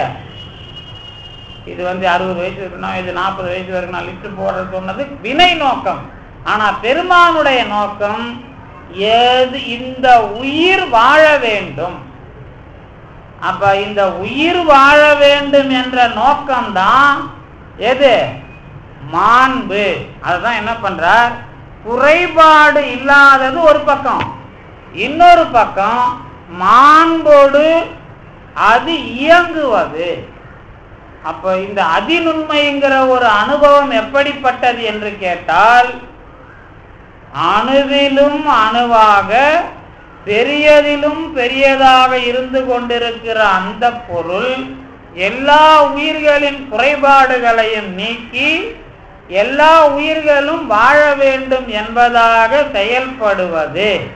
அது இருக்கிற இடத்துக்கு தான் என்ன பேரு? அதை செவ்விதாய சிதம்பரம் பரதேசுரும் தகராலயம் எவ்வ 100 பொன் அம்பலம். அந்த எவ்வ 100 அப்படிங்கிறது துக்கத்தை அறவே இங்க பாருங்க. இந்த தகராலயம் வரும்போது நீங்க என்ன நினைச்சிட்டு இருக்கிறோம்? எல்லாரும் ஆரம்பிக்கும் போது ஏதோ சாமி யோகத்தை பத்தி பேச போறாரு, நாமெல்லாம் தர்றன்னு மேலே ஏறி பெரிய அதிநுட்பத்துல இறங்க போறோம்னு நினைச்சிட்டு இருப்போம். அது இல்லைங்க. அந்த விஷயத்தை தொடங்கும் போதே அழகா சொல்றார். என்ன சொல்றாரு அப்படின்னா, செவ்விதாய சிதம். அதுக்கு பிறகு இவர் எழுதும் போது எழுதுறார், நலமுடைத்தாய சிதம் தொடங்குறாரா. அதுக்கு பிறகு என்ன பண்றார்? எவ்வ 100 பொன்னம்பலம். எவ்வ 100 பொன் அம்பலம் பிரிக்கும் போது என்ன சொல்றாருன்னா, துக்கத்தை அறவே ஒழிக்கும். அப்ப என்ன விஷயம்? தகராலயத்தில் இருந்து கொண்டு இந்த ஆன்மாவின் துக்க நலத்தை தருவதற்கும் துக்கத்தை நீக்குவதற்கும். இப்ப நலத்தை தருவது துக்கத்தை நீக்கி கொண்டிருக்கிறது. நலத்தை தருவதற்கும் துக்கத்தை நீக்குவதற்கும் சேர்க்கிறதுலயே ஒரு நுட்பம் வேணும். என்ன வேணும்னா, நலம் உடைத்து ஆனால் துக்கத்தை நீக்கி கொண்டிருக்கிறது. நலம் உடைத்து துக்கத்தை நீக்குவதுனா நீங்க நலத்தையும் தந்து கொண்டு துக்கத்தையும் நீக்கி கொண்டு அப்படிங்கிறது இல்லை அது விஷயம். இப்ப நான் அதுக்கு தான் சொன்னேன். முதல்ல நம்ம சொல்லியிருக்கோம். என்ன சொல்லியிருக்கோம்னா, பிறப்புனா என்ன சொல்லலாம்? இப்ப நமக்கெல்லாம் என்ன சொல்லலாம்? பிறப்பு அப்படின்னு சொன்னா ஆணவத்தோட ஏற்றத்தாழ்வு. பிறப்புனா ஆணவத்தோட ஏற்றத்தாழ்வு. இது எல்லாருக்குமே பொது. அதான் ஆணவத்தோட ஏற்றத்தாழ்வுனா என்ன? ஆணவம் போயிட்டாதான் பிறப்பு இல்லைன்னு ஆகி போகுது. அப்ப ஆணவத்தோட ஏற்றத்தாழ்வு தான் பிறப்பு. இப்ப அதுக்கு தான் நம்ம என்ன சொல்லணும், இன்னொரு விஷயம் அது நுட்பமா என்ன சொல்லணும்னா, நல்வினை தீவினை புண்ணியம் பாவம். இந்த பிறப்புல புண்ணியத்தை அனுபவிக்க வரமா பாவத்தை அனுபவிக்க வரமா? அதுல ஏதாவது பிடிப்பட்டுதா? நமக்கு புண்ணியத்தெல்லாம் கழிச்சிட்டு பாவத்துக்காக பெருமான் அனுப்புறாரா, புண்ணியத்துக்கும் பாவத்துக்குமா சேர்ந்து அனுப்புறாரா? இன்னும் புரியல. அது எனக்கு புரியுதாலே எனக்கு பிரச்சனை இல்லை. அவங்கவுங்களுக்கு புரிஞ்சாதான் ஆணவம் எந்த அளவுக்கு நீங்கி இருக்குதுன்னு அர்த்தம். எனக்கு புண்ணியமும் பாவமுமாக வேலை இருக்கிறதா, பாவமாக மட்டுமே? இப்ப நடுவுல வர்ற இந்த கதைலாம் வேணாம். எந்த கதை? புண்ணியத்துக்காக நம்ம அங்க போயிட்டு வரோம், பாவத்துக்காக இங்க நரகத்துக்கு போயிட்டு வரோம், அந்த கதைலாம் வேணாம். அது கூட என்ன சொல்லுவோம்னு கேட்டா, எதுக்கு அதை கூட சொல்றோம் அப்படின்னா, மனித பிறவியில சிலதுக்கு மேலாம் தாங்க முடியாது, அதனால பாவத்துல கொஞ்சத்தை போய் நீக்கிட்டு நரகத்துல கொஞ்சம் நீக்கிட்டு சொர்க்கத்துல கொஞ்சம் நீக்கிட்டு வந்துடுறோம் அப்படின்னு நினைக்கிறோம். அது இன்னும் கொஞ்சம் வேணா இதுல எழுதுறாங்க, சாமியெல்லாம் கூட எழுதுறாங்க. கனவுல சில விஷயங்கள்ல பெருமான் நீக்கிறாரு. அது புண்ணிய பாவத்தை நீக்கிறது இல்ல. அது புண்ணிய பாவம் இல்லாம நீங்க பார்த்து தேவையில்லாத விஷயங்களா பதிய வைக்கிறோம்ல, அதை நீக்கிறது தான் அது. புண்ணிய பாவத்தெல்லாம் கனவுல வந்து நீக்கிறதா நினைக்காதீங்க. புண்ணிய பாவத்தை கனவுல நீக்கிட்டு அப்புறம் என்ன இருக்கு உங்களுக்கு? புண்ணிய பாவத்தெல்லாம் கனவுல நீக்கிற மாதிரிலாம் வரல. இந்த பாவம் புண்ணியம் அப்படிங்கிறத பிறவியில நாம அனுபவிக்க தெரிஞ்சிட்டாலே என்ன தெரிய வருது அப்படின்னு கேட்டா, நலம் உடைய பொருள் இருக்கிறது, துக்கத்தை அறவே நீக்குகிறது, நீக்குவதற்கு வேலை செய்கிறது. இப்ப இதுல என்ன குறிப்பு அப்படின்னா, பிறப்புல நாம துக்கத்தை இந்த இடத்துல நின்னவர் தான் யாரு? ஏற்கனவே வினையை பற்றி பார்த்தோம்ல, அதுல அவங்க வினையில உண்மையை கண்டு நின்னாங்க. இந்த பக்கம் ஒரு ஆள் வந்தார், வாழ்க்கையே துக்கம்னார். அப்ப நம்ம பிறப்பு அதுல ஒரு உண்மை இருக்குல்ல. என்ன உண்மை இருக்கு? அவருக்கு முழு உண்மை தெரியாது. வாழ்க்கை துக்கமானதான்னு கேட்டா அவர் சொன்னதுதான் உண்மை. வாழ்க்கை வந்து ஏன் புண்ணியத்தை மிக்ஸ் பண்ணி பிறப்ப கொடுக்கிறார் அப்படின்னு சொன்னா, இன்பம் என்பதாகவே அது நிக்கல. அப்ப என்ன வருது இங்க? சாமி எழுதினார் பாருங்க, துக்கத்தை, அதாவது என்ன, எவ்வ 100 பொன்னம்பலம். அது அந்த அந்த வரியில் அமைக்கிறதுலே அது புரிஞ்சிடும். செவ்விதாய சிதம்பரம். செவ்விதாய சிதம்பரம்னா நலமுடையதாக இருக்கிற சிதம்பரம். சிதம் பரம் பரதேசு 3 பேர் கொடுக்கிறார் தகராலயத்துக்கு. அது அப்படிதான் இருக்குது. ஆனா நடக்கிறது என்ன நடக்குதுன்னா, எவ்வ 100 பொன்னம்பலம். எவ்வ 100னா துக்கத்தை அழிய செய்கிற பொன்னம்பலம். அப்ப என்ன இதுல என்ன தெரியல? வாழ்க்கையினுடைய விஷயம் துக்கமாக துக்கத்தை நசுக்குவதாக இருக்கிறது. அப்ப அவர் சொன்னதுல என்ன தப்பு? அவர் அதுல மட்டும் நிக்கிறார், அவ்வளவுதான் விஷயம். அவர் அதிலே அந்த இடத்துல மட்டும் நிக்கிறதுனால நாம என்ன பண்றோன்னு கேட்டா, அதுக்கு மேல இதுக்கு இந்த இடத்துக்கு என்ன பேரு, இதுக்கு மேல புகன் என்கிற எந்தை சேரும் பொழுது இன்னும் அடுத்தது பாருங்க. இந்த இந்த இந்த இடத்தெல்லாம் இப்படி தெரியுதுல்ல நமக்கு. என்னெல்லாம் வினையை நாம சமணம் தெரிஞ்சுது. இப்போ துக்கம் தான் வாழ்க்கைன்னும் போது பௌத்தம் தெரியும். அடுத்த பாட்டுக்கு சாமி இன்னும் ஒரு பாட்டு 2 பாட்டுல உரை எழுதும்போது என்ன பண்ணுவார்னா, ஜீவான்மா என்றால் பரமான்மா என்றால் வேறா, ரெண்டும் சேர்ற பிரச்சனையா பாக்குறீங்களா தகர ஆலயத்துல அப்படின்னு ஒரு விஷயத்தை ஆராய்ச்சி பண்ணி உரை எழுதும்பொழுது, ஜீவ அது எது 43வது பக்கத்திலேயே அந்த விஷயம் வரும்.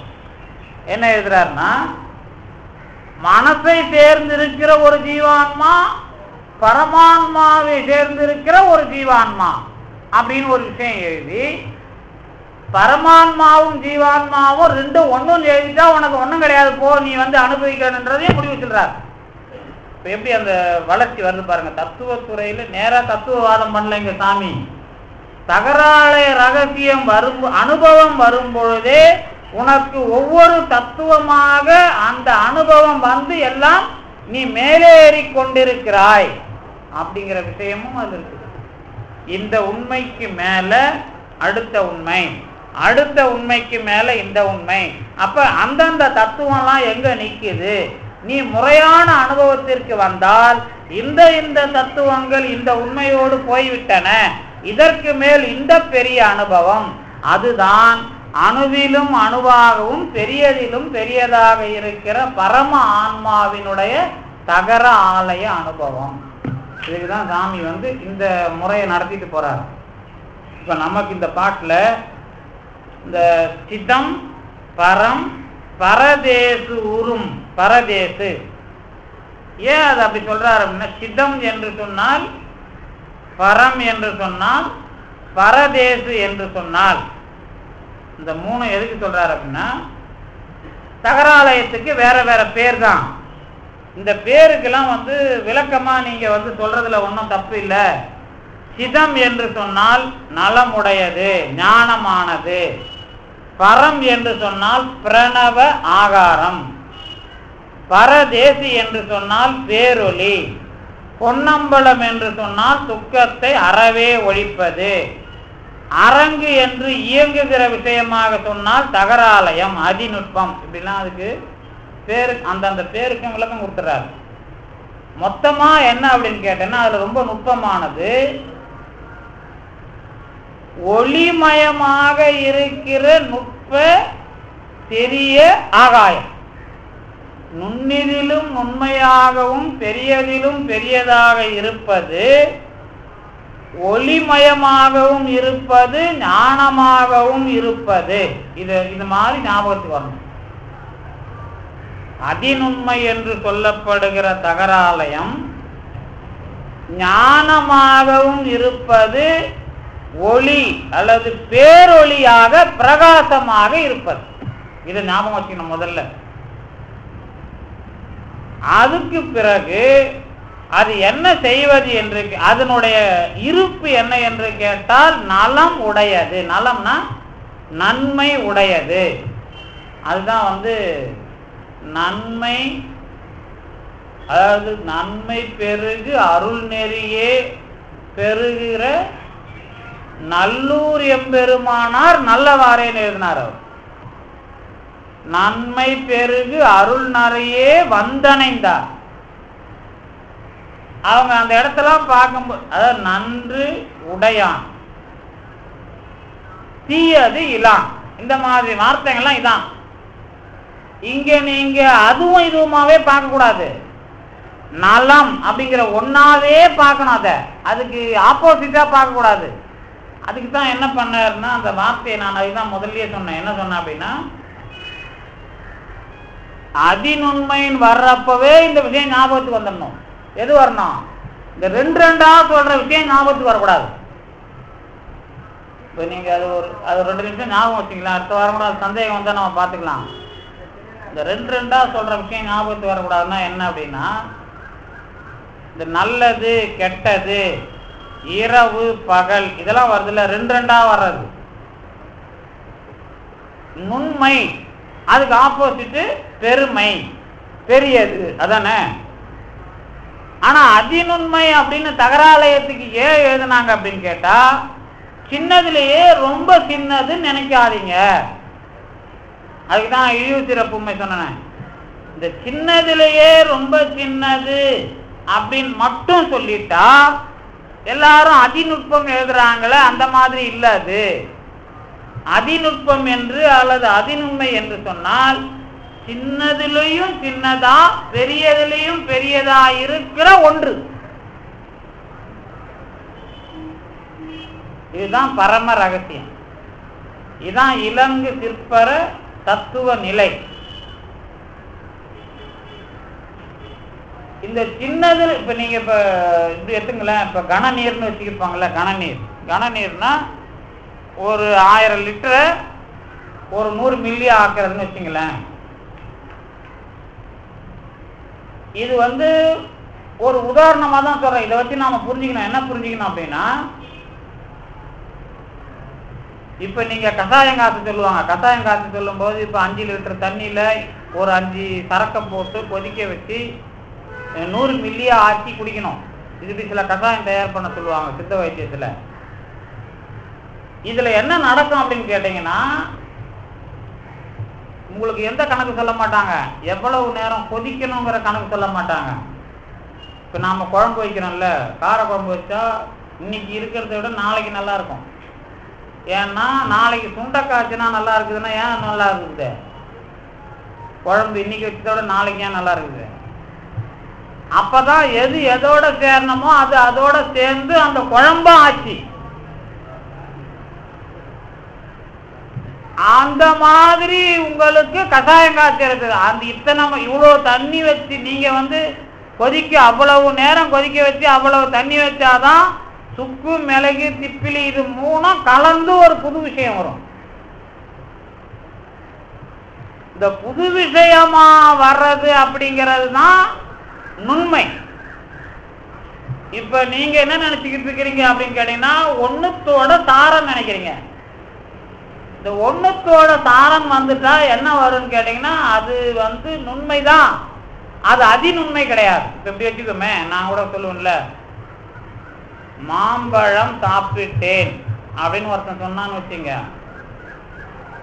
மாம்பழத்தையா சாப்பிட்டாரு அவரு? சும்மா ஒரு கதையை சாப்பிட்டு மாம்பழம் சாப்பிட்டேன்னு எழுதுவான். மாம்பழத்தை சாப்பிட்டோம்னா கொட்டை, தோல் எல்லாத்தையும் சாப்பிடணும். இன்னும் மாம்பழத்தை சாப்பிட்டோம்னா இந்த வருஷம் விளைஞ்ச எல்லா மாம்பழத்தையும் சாப்பிடணும். இன்னும் மாம்பழத்தை சாப்பிட்டோன்னு சொன்னா மாம்பழம் வந்த நாள்ல இருந்து இனி அழிய போற நாள் வரைக்கும் இருக்கிற எல்லா மாம்பழத்தையும் சாப்பிட்டாதான் மாம்பழம் சாப்பிட்டேன்னு அர்த்தம். அதை எப்படி சாப்பிட்றதுக்கு தான் நாதாந்தன் பேர். இப்ப கூட எழுதுவாரு, நரளல் அற்று ஒளிர். எதுக்கு? தகராலய இடத்துக்கு பேரு நரளல் அற்று ஒளிர் புண்டரீகபுரம். அதை சாமி எழுதும்போது, உதாரணம் எழுதும்போது, நாதாந்த நாடகத்தை நன்றா அருள் செய்வீர் என்ற திருவதிகை மனவாசம் கடந்தார் விஷயமாகவும் பார்க்க இன்னும் கிணிதி முதலான நாதங்கள், நாதாந்தம் இதெல்லாம் எழுதுவார் ஒரு பெரிய பட்டியல். இதுல 40ஆம் பக்கம்லாம் பார்த்தீங்கன்னா இருக்கும் அந்த விஷயம். நாதாந்தமா விஷயம் பார்க்கறதா நரளல் அற்று. இப்போ மாம்பழத்தை அனுபவித்த நாத சித்தர் ஒரு மந்திரம் சொன்னால் எங்க வேணாலும் மாம்பழத்தை நீட்டி கொடுக்கலாம். நாதம் என்று சொன்னால் மாம்பழத்துக்கு இருக்கிற மந்திரம், அந்த மந்திரத்தை கை வந்தவர்கள் தான் நாதாந்த சித்தர்கள். அதுக்கு மேல இருக்கிறது தான் தகராலயம். அதை ஞாபகம் வச்சுங்க. நரளல் அற்று ஒளிர் புண்டரீகபுரம், அது முக்கியம். இந்த நரளல் அற்ற இடம் தான் நாதாந்த இடம். அதைத்தான் நான் என்ன சொன்னேன், சேரமான் பெருமாள் நாயனார் தெலம்புதான் கேட்டார், அந்த நிக்கிற மாதிரி பாடினவர் சுந்தரர். அதான் திருச்சிலம்பு ஓசை வழியே சென்று நிறுத்தனை கும்பிடு என்று உந்தீபர திருவுந்தியார்.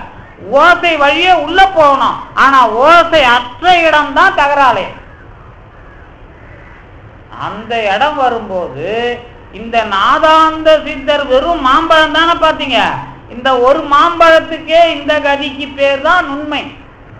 அதிநுண்மைனா நீங்க சொன்னா மாம்பழம் வரும், கொய்யாப்பழம் வரும், மாமரத்துல இருந்து வேப்பம்பழம் வரும். அதிநுண்மையில எல்லா நுண்மை ஆயிடும். அதுதான் எல்லா பெரியதினும் பெரியது, அதுதான் எல்லா நுண்மையினும் நுண்மை. அதுதான் இந்த பெரிய அனுபவமாக வருகிற விஷயம். அதுக்காக தான் அந்த அனுபவத்தை பெறுகிற இடம்தான் அந்த சிதம்பரம்னா மறுபடியும் நீங்க இங்க போய் நிக்க கூடாது. அந்த இடத்துல இருந்து அதுக்கு மேல் இருக்கிற அனுபவமா சொல்றது. அதுதான் பிரிக்கிறார். பரம், அப்புறம் என்ன சிதம், பரதேசு, இந்த மாதிரி பேர் கொடுக்கிறது. இது எல்லாத்தையும் சொல்லிட்டு கடைசியா சொல்லுவார், எம் அதாவது குகன் எந்தை ஆடு அரங்கு என்னலாம். குகன் ஆடுகிற இடம் என்று சொல்லலாம். சொல்லலாம்னா அதையும் சொல்லலாம் அர்த்தம் இல்ல. இதுக்கு நீங்க இப்ப ஆடுற இடத்த பாருங்க, இதுக்கு மேல அந்த அனுபவம் வந்தாதான் குகன் ஆடுகின்ற இடம். அங்கதான் பஞ்சாமிர்த வண்ணத்தோட சூழதரனார் ஆட எல்லாம் ஆட. அப்ப அந்த குகன் ஆடுகின்ற அரங்கு என்று இதை இப்ப சொல்லலாம். உனக்கு அங்க கிடைக்கும், ஆனா இப்ப என்னலாம் என்று சொல்லலாம். இந்த அளவில் இன்றைய சொற்பொழிவை நிறுத்தி இனி அடுத்த வாரம் சிந்திக்கலாம் என்பதாக சொல்லி இந்த அளவுக்கு தந்து நிறுத்திய திருவருளுக்கும் குருவருளுக்கும் நன்றி விடைபெறுகிறேன்.